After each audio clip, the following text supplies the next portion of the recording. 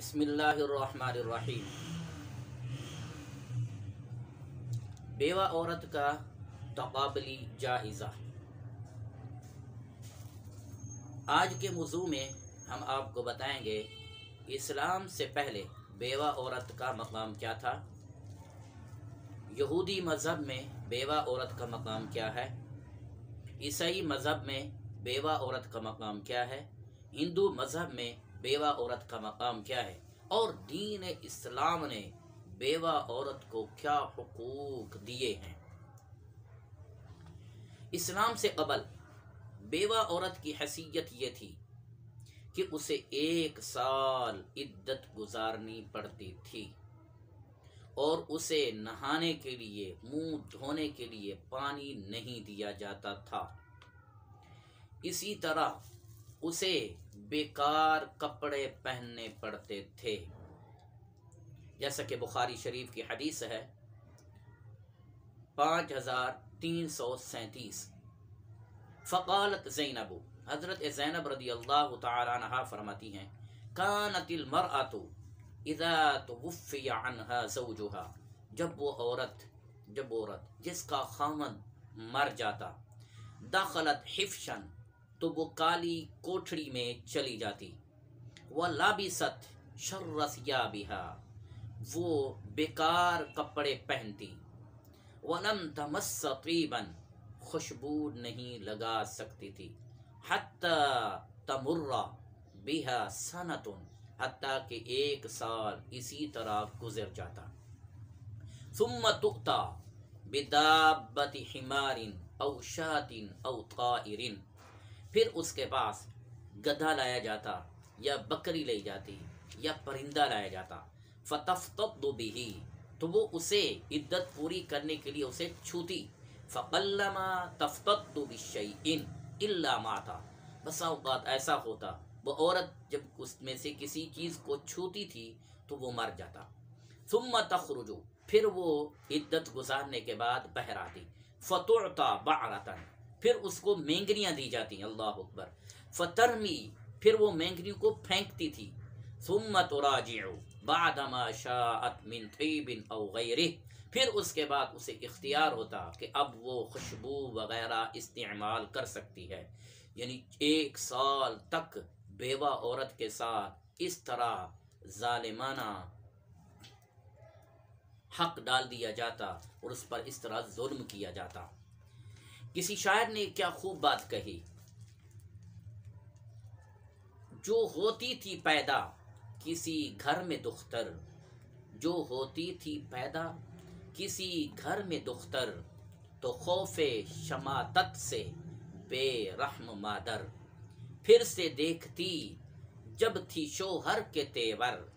کہیں زندہ گاڑ آتی تھی اس کو جا کر، وہ گود اپنی نفرت سے کرتی تھی بھی خالی، جنے سانپ جیسے کوئی جننے والی۔ یہودی مذہب میں اس کا مقام کیا ہے؟ یہودی مذہب میں بیوہ عورت کو وراثت کے حق سے محروم کر دیا جاتا ہے۔ اس مذہب میں بیوہ کو بعولہ کہتے ہیں، یعنی منقولہ جائیداد والی، اور اس کے شوہر کو بعل کہتے ہیں، یعنی مالک۔ اس یہودی مذہب کے اندر بیوہ عورت کے حقوق و فرائض کے متعلق کوئی قانون لا نہیں ہے۔ اس مذہب میں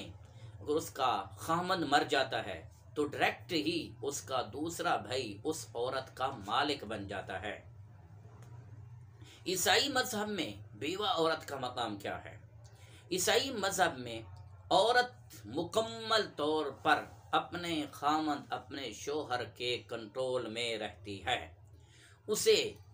طلاق لینے، خلا لینے کی کوئی اجازت نہیں ہوتی۔ شوہر مر جائے، بیوی کو، شوہر کی وفات کے بعد بیوی کو، بیوی کے مرنے کے بعد شوہر کو، یہ لوگ نکاح ثانی کو مسیحی علماء شہوت کی بندگی اور ہوس زنی کا نام دیتے ہیں، استغفر اللہ۔ ہندو مذہب میں بیوہ عورت کا مقام کیا ہے؟ ہندو مذہب میں خامند کے مر جانے کے بعد، شوہر کے مر جانے کے بعد اس بیوہ عورت سے زندہ رہنے کا حق چھین لیا جاتا ہے، اللہ اکبر، اور اسے دو اختیار میں سے ایک قبول کرنا ضروری ہوتا ہے۔ نمبر 1، زندگی بھر بیوہ رہے یا جل کر ہلاک ہو جائے۔ ہندوؤں کا یہ دستور ہے، وہ راجوں کی بیویوں کو جلا دیتے ہیں، چاہے وہ جلنا چاہے یا نہ جلنا چاہے۔ سامعین، یہ ایک اختصاراً یہ دیگر مذاہب میں بیوہ کے یہ ظلم و ستم کی داستان آپ نے سماعت کی، اور اسلام نے بیوہ عورت کو کیا حقوق عطا کیے ہیں، اللہ اکبر۔ اللہ پاک کے ارشاد پاک ہے، وَإِذَا طَلَّقْتُمُ النِّسَاءَ فَبَلَغْنَ أَجَلَهُنَّ فَأَمْسِكُوهُنَّ بِمَعْرُوفٍ أَوْ سَرِّحُوهُنَّ بِمَعْرُوفٍ، جب تم عورتوں کو طلاق دے دو پھر وہ ان کی عدت پوری ہو جائے، اب دو اختیار ہیں، یا تو انہیں دستور کے مطابق اپنے پاس رکھ لو یا انہیں دستور کے مطابق چھوڑ دو۔ زمانہ جہلیت کے اندر، جیسا کہ ابھی ہم نے آپ کو بتایا، وہ عورتیں ترکہ سے محروم ہوتی،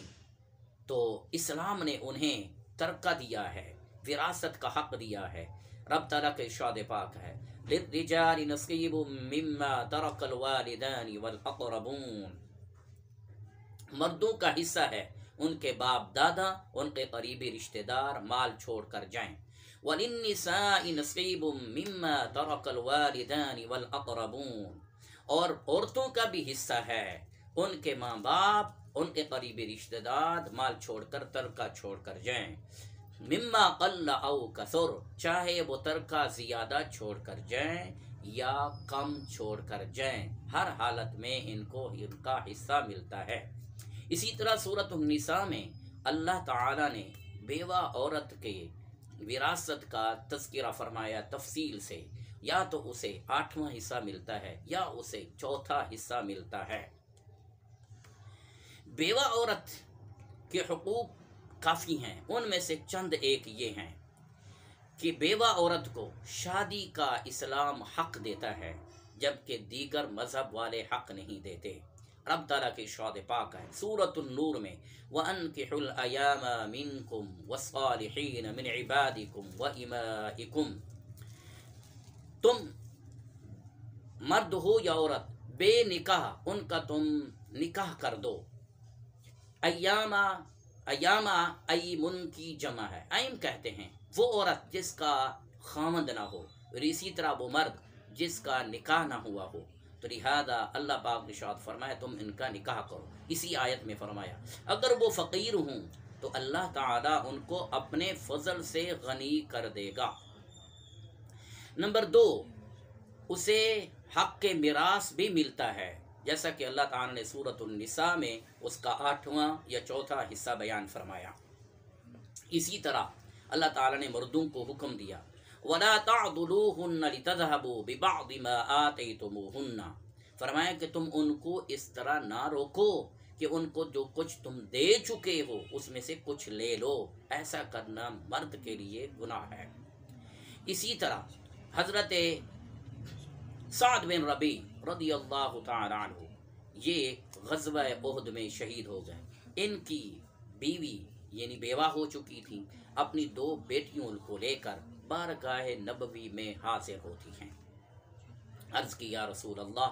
یہ حضرت ربیع جن کے بارے میں آپ جانتے ہیں وہ شہید ہو چکے ہیں، اس کی یہ 2 بیٹیاں ہیں، اب ان کا چچا انہیں وراثت نہیں دیتا۔ تو نبی علیہ السلام نے انہیں بلایا، آپ نے ارشاد فرمایا کہ ان کی بیٹیوں کو، حضرت ربیع رضی اللہ تعالی عنہ کی بیٹیوں کو 2/3 حصہ دو اور اس کی بیوی کو 8واں حصہ دو۔ اس وقت اللہ تعالی نے سورۃ النساء کی یہ آیت وراثت نازل فرمائی۔ اسی طرح بیوہ بیوی پر خرچ بھی لازم ہے، اسے خرچہ دینا ضروری ہے۔ جس طرح سنن ابی داود کی حدیث شریف ہے، بخاری میں بھی یہ حدیث موجود ہے، حدیث نمبر ہے 6007، مسلم شریف میں بھی یہ حدیث موجود ہے، حدیث نمبر ہے 2982۔ سرکار مدینہ سرور قلب و سینہ صلی اللہ علیہ وسلم نے ارشاد فرمایا، سیدنا ابی ہریرہ رضی اللہ تعالی عنہ اس حدیث کے راوی ہیں، آپ نے فرمایا الساعی علی الارملہ ارملہ کہتے ہیں بیوہ عورت جس کا خاوند وصال کر جائے، فوت ہو جائے، وفات پا جائے۔ فرمایا کہ بیوہ عورتوں پر کوشش کرنے والا، ان کی مدد کرنے والا، والمسکین اور مسکینوں کی مدد کرنے والا، کل مجاہد فی سبیل اللہ، وہ ایسے ہے جیسے کہ اللہ کی راہ میں جہاد کرنے والے کی طرح ہے۔ راوی فرماتے ہیں وَأَحْسِبُهُ، میرا گمان یہ ہے، قال آپ نے فرمایا کالقائم الذی لا یفطر، اس آدمی کی طرح ہے جو نماز ادا کرنے میں سستی نہیں کرتا، یعنی تہجد ادا کرنے میں سستی نہیں کرتا۔ اسی طرح فرمایا قَالصَّائِمِ الَّذِي لَا يُفْطِرُ، اور اس روزے دار کی طرح ہے جو کبھی روزہ افطار نہیں کرتا، یعنی ہر روز روزہ رکھتا ہے، روزہ رکھنے کا عادی ہے، اللہ تعالیٰ اسے اتنا ثواب عطا فرماتے ہیں جو شخص بیوہ عورتوں پر خرچ کرتا ہے۔ اسی طرح بیوہ عورت پر زبردستی بھی نہیں کر سکتے، اس کے اوپر زبردستی بھی نہیں کی جا سکتی، اسے شریعت نے اجازت دی ہے، وہ چاہیں تو اپنا نکاح وہ کر سکتی ہیں، جس طرح ارشاد فرمایا سورۃ البقرہ میں والذین یتوفون منکم ویذرون ازواجا یتربصن بانفسہن اربعۃ اشہر وعشرا فاذا بلغن اجلہن فلا جناح علیکم فیما فعلن فی انفسہن بالمعروف، وہ عورتیں جن کے خامد وفات پا جائیں، وہ جب اپنی عدت 4 ماہ 10 دن گزار لیں، اللہ نے ارشاد فرمایا کہ اب ان کو حق ہے اپنی مرضی سے جہاں نکاح کرنا چاہیں کر سکتی ہیں۔ اسی طرح اگر یہی بیوہ عورت اپنے آپ کو روک لیتی ہے،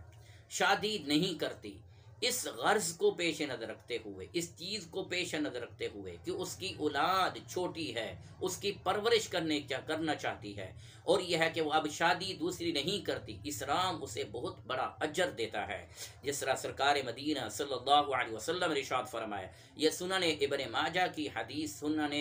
ابن ماجہ اور سنن ابی داود میں یہ حدیث ہے، حدیث کا نمبر ہے 5149، سنن ابی داود۔ نبی صلی اللہ علیہ وسلم نے ارشاد فرمایا انا و امرأۃ صفعاء الخدین کہاتین یوم القیامہ، فرمایا کہ میں اور وہ عورت جس نے اپنے رخسار کی زینت کو، اپنے رخسار کی زیب و زینت کو ختم کر دیا، کل قیامت کے دن میں یوں ہوں گے۔ حضرت یزید نے اپنی یہ شہادت والی انگلی اور ساتھ والی انگلی کو ملا کر اشارہ کیا، فرمایا امرأۃ آمت من زوجہا، اور وہ عورت جس کا خامند فوت ہو جائے، ذات منصب و جمال، وہ عورت صاحب منصب بھی ہو اور صاحب جمال بھی ہو، تو فرمایا حبست نفسہا علی یتاما، وہ اپنے بچوں کی پرورش کرنے کی وجہ سے اپنے آپ کو روک لیتی ہے، اب شادی نہیں کرتی، حتی بالو، حتیٰ کہ وہ لڑکے بچے جوان ہو جاتے ہیں، او ماتو، یا وصال کر جاتے ہیں، تو ان کا، اس عورت کا درجہ سرکار دو عالم صلی اللہ علیہ وسلم نے ارشاد فرمایا کہ کل قیامت کے دن وہ میرے ساتھ یوں ہوگی، یعنی آپ نے اپنی 2 انگلیوں کے ساتھ اشارہ کیا کہ اسے میری معیت ملے گی۔ یہ دین اسلام ہے سامعین، جس نے عورتوں کو، یعنی بیوہ عورت کو اتنے حقوق دیے ہیں، کسی اور مذہب نے حق دیا ہی نہیں۔ اب اس سے یہ پتہ چلتا ہے میری جتنی بہنیں ہیں انہیں دین اسلام کو پڑھنا چاہیے اور تعلیمات نبویہ صلی اللہ علیہ وسلم کو حاصل کریں، تاکہ وہ ان کو پتہ چلے کہ ہمارا کتنا سچا مذہب ہے، کیسا سچا مذہب ہے جس نے ہمیں اتنے حقوق دیے ہیں، اور دیگر مذہب والے تو کوئی حق دیتے ہی نہیں ہیں، بلکہ معاذ اللہ وہ عورتوں پر ظلم و ستم کرتے ہیں۔ اللہ پاک سے دعا ہے اللہ تعالی ہماری تمام مائیں بہنوں کو دین اسلام سے آراستہ کرے، آمین۔